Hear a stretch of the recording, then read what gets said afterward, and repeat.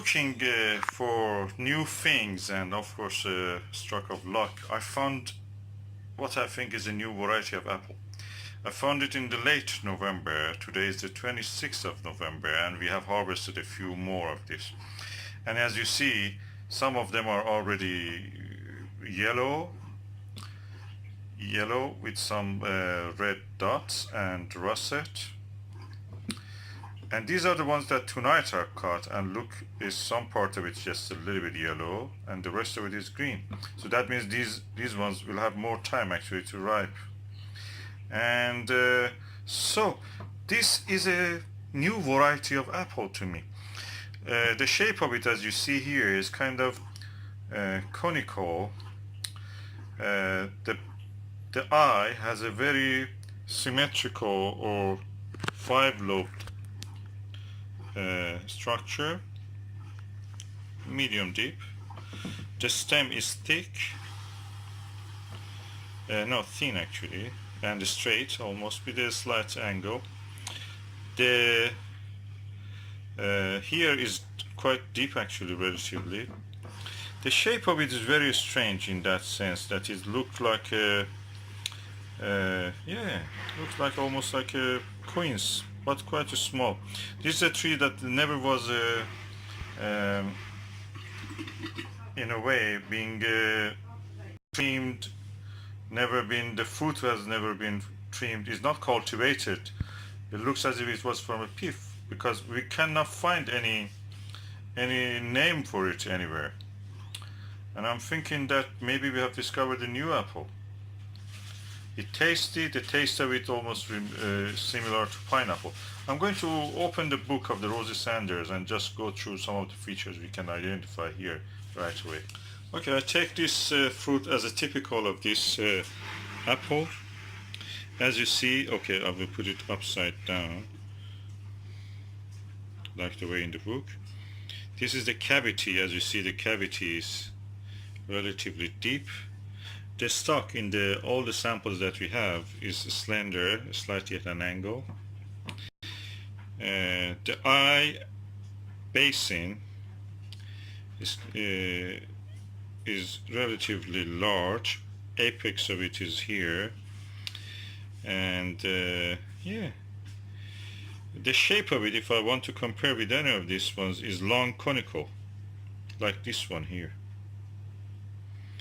It's relatively small apple, so if I want to measure it, let me bring a tape measure and just see how it is. This is my trusted compass, and yeah, it is from 6, yeah, this is one of the larger ones. It's 65 millimeter, yes, 6 centimeter, 5 millimeter, or 65 millimeter is the size of it.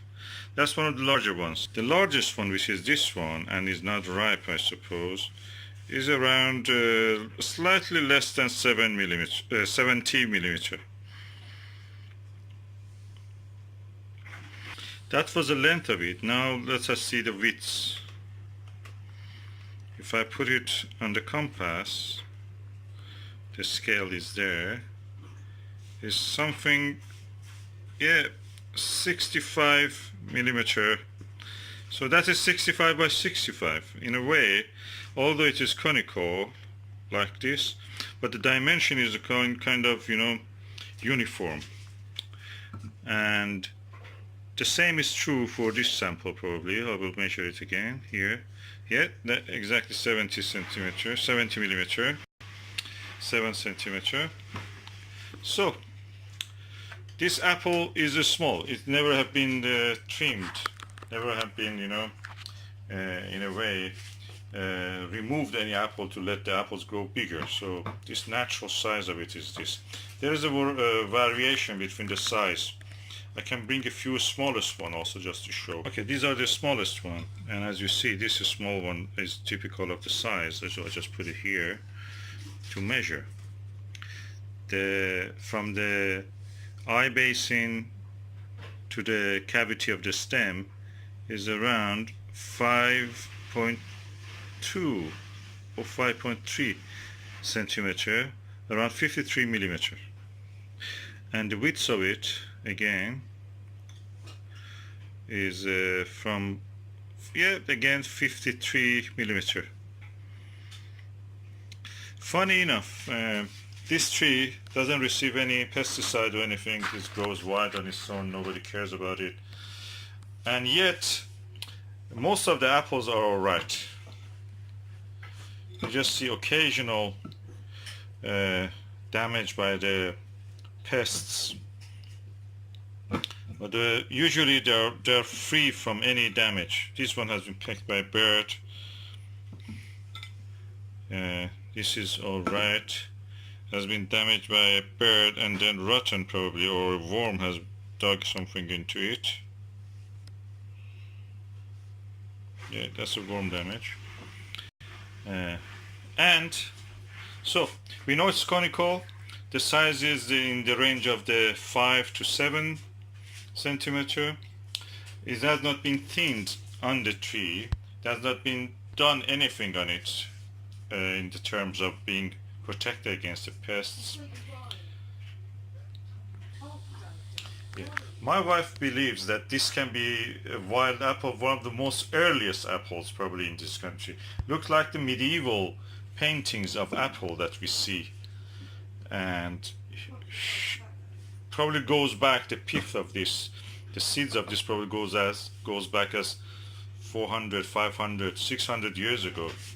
It can be really old apple, and it has survived in the nature. Nobody actually protects it. Nothing is being done on it.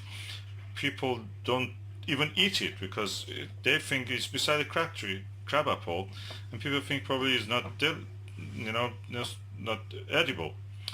But as I have tasted it, I can confirm it's very tasty. It has a taste of a pineapple. I will go for a few more comparisons with the pictures that we have in the book and just see how it is. Okay, the fresh surface of it is relatively juicy. Then we come to the shape of the apple.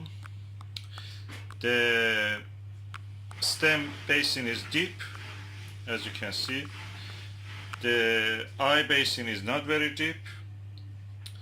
And I want to cut one in this direction also just to see how it is. The seeds are quite tiny. I will show the seed. I will extract one of the seeds. Okay, this is the seed of this apple. I'll put one of them in this scale that we have here, in scale by millimeter, so you can see that it is around 6 to 7 millimeter.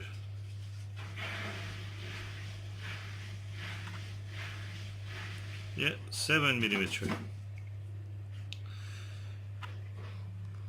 I'm going now to cut this sample also, but I will cut it across to get a pattern like this. Okay, I've cut it now, and we can look and compare the pattern.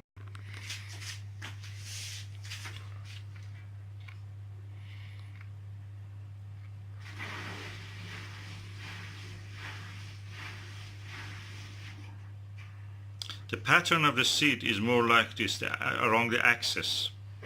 It's like this. The seed of the apple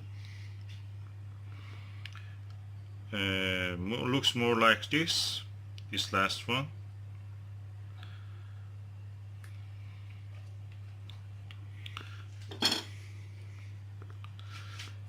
The bottom of the apple, which I have to cut now, a little bit more of that just to see. The eye basin is more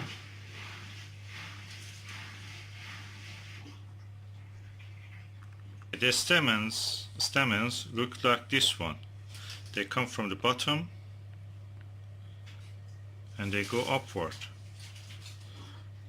toward these appendixes. The core line, which I'm not sure exactly where it is, probably here, core line, okay, yeah, here, this must be the core line. The core line actually doesn't reach. This is a core line, this line is a core line. Doesn't reach the in any shape of these ones. Is more like this one, but very slender, more slender, much more slender than that. If you see what I mean. And if I want to describe this one of these forms for the eye, based on what I can see here, I think this is more like this one, this pattern. Yeah, more like this. Unfortunately, there is no more information on that book beside that. I just want to show you a few apples that I originally thought this might be one of them. One of the first candidate for this apple for me was Pitmanston pineapple. But no, it cannot be that apple. It doesn't have any of the characteristics of this. Even the ripe one which I showed you now. I'll be surprised if it is. Of course I can wait and see the leaves and the flowers and the apple core actually here. Yeah, the stem is quite thick in this one, also here in this sample, and also in that sample. The stem of this is very thin. I will show you. This one even is attached to a little bit of the leaf. So the stem is quite thin. The actual stem, not the branch, not the fruit, but the actual stem is very thin. It's another example. Looks similar somehow, but the stem is not matching with that. The stem is thin. The next apple, which looks very similar to this, unfortunately the similarity stops at there is a Herefordshire. It doesn't have that conical shape of this, and the conical shape in this apple is a prominent feature.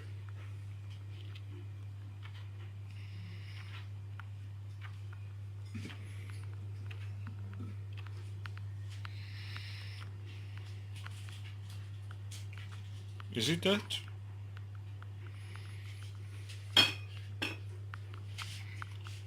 When it is cut, it looks like this. They don't match for me. They don't look similar. The seed pod of it is definitely bigger. But the core line somehow matches with that. It's a good candidate. It can be a parent of this. No, the core line is here is wider. The angle is wider. Here is much more narrower when it meets the eye of the basin, eye basin. No, doesn't look like that. So Herefordshire Russet is not the Pitmanston pineapple. It's apple that is unknown. Should I call it Hertfordshire Russet or Hertfordshire pineapple? I wonder if I should do a genetic test on this. If I find a place to do this for me. I will go for a tasting of the apple actually now. Okay, this is the apple that I've cut a few minutes ago.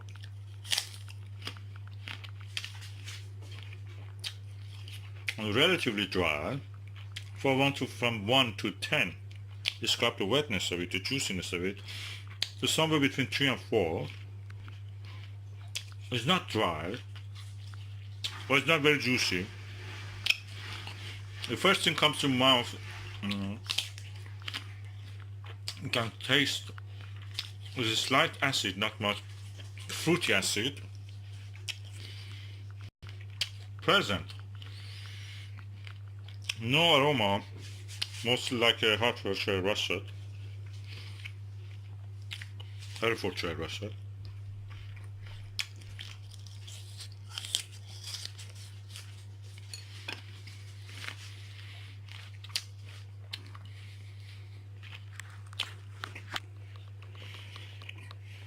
Into pineapple.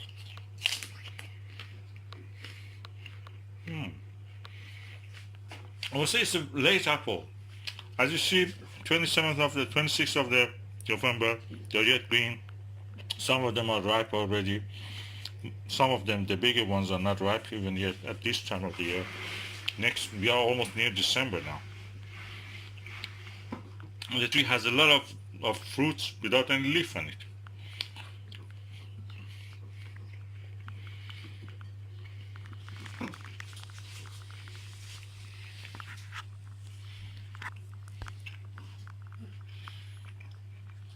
So it's a completely new apple to me.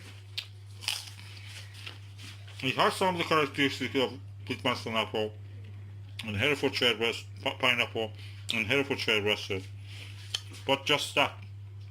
They can be a parent of this, or this can be a parent of them. As we discussed, probably is a medieval, very ancient woodland tree. This apple I harvested about 3 days ago. Has yet have it taste.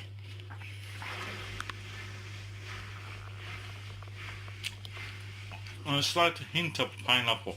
You can feel in it. That fruity taste.